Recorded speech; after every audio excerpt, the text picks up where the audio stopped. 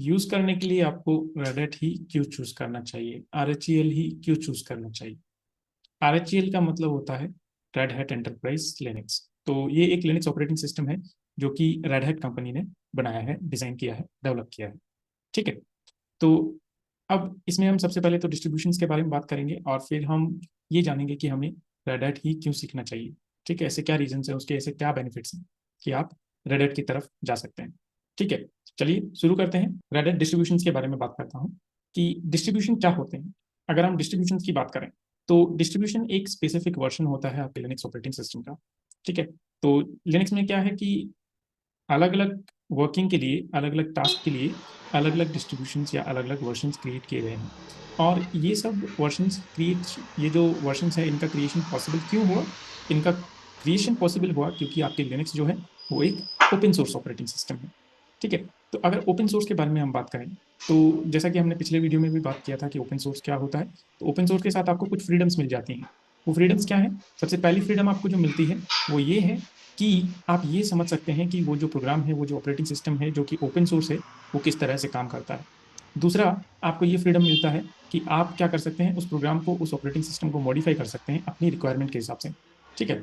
तीसरा, आपको ये फ्रीडम मिलता है कि आप उस प्रोग्राम को रीडिस्ट्रीब्यूट कर सकते हैं। जो ओरिजिनल प्रोग्राम है, जो ओरिजिनल ऑपरेटिंग सिस्टम है, उसको आप रीडिस्ट्रीब्यूट कर सकते हैं। और चौथा फ्रीडम आपको ये मिल जाता है कि आपने जो मॉडिफाई किया है, ठीक है, आपने जो प्रोग्राम में अपनी रिक्वायरमेंट के हिसाब से मॉडिफिकेशन किए हैं, तो उस मॉडिफाइड प्रोग्राम को भी आप रीडिस्ट्रीब्यूट कर सकते हैं। तो ये सारी फ्रीडम्स आपको यहाँ पे मिल जाती हैं। वो किसके साथ? ओपन सोर्स के साथ। तो अब लिनक्स तो ओपन सोर्स है, तो जिसकी जैसी रिक्वायरमेंट हुई उन्होंने अपने तरीके से इसको मॉडिफाई किया और अपना एक नया ऑपरेटिंग सिस्टम बना लिया। और इसी वजह से अभी करंट सिनेरियो में 500 प्लस, 500 प्लस लिनक्स डिस्ट्रीब्यूशन अभी एक्टिव एंड रनिंग है। ठीक है।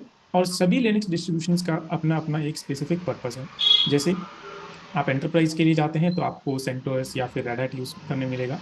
ठीक है। अगर डेस्कटॉप एनवायरमेंट के लिए जाते हैं तो वहाँ भी आपको रेड हैट भी मिलेगा, सेंटोस भी मिलेगा, उबंटू भी मिलेगा। ठीक है। अगर आप सिक्योरिटी की तरफ जाते हैं तो आपको काली लिनक्स या पैरेट ओएस मिलेगा।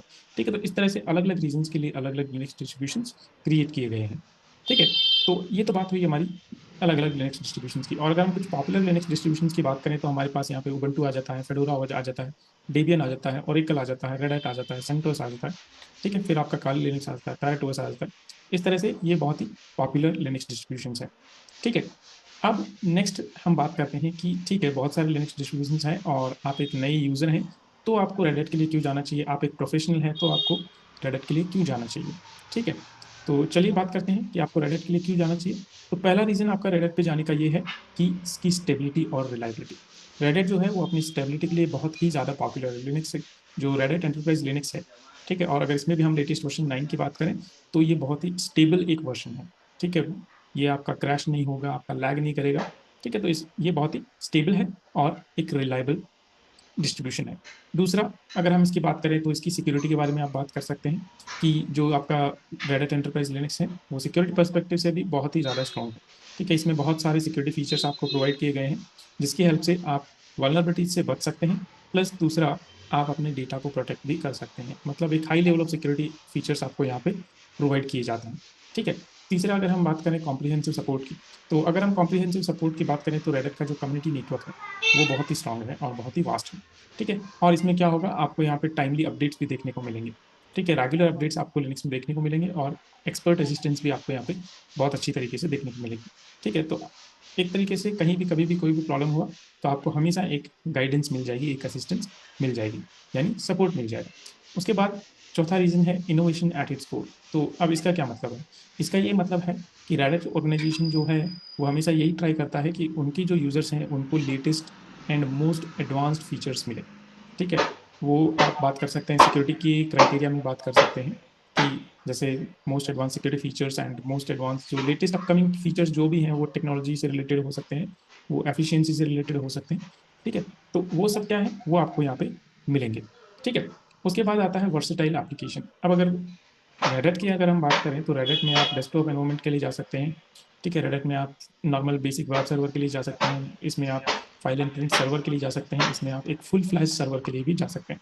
तो मतलब एक नॉर्मल यूजर से लेके एक एंटरप्राइज लेवल तक सभी लोग इसको यूज कर सकते हैं। ठीक है। तो इसका एप्लीकेशन आप मतलब कहीं भी यूज इसको कर सकते हैं और इसको यूज करना भी बहुत आसान है। ठीक है। तो ये थे कुछ रीजंस जिसकी वजह से आपको रेडिट सीखना चाहिए और इसको यूज करना स्टार्ट कर देना चाहिए। ठीक है, तो ये बात हुई हमारी कुछ रेडिट के फीचर्स के बारे में और रेडिट आपको क्यों सीखना चाहिए।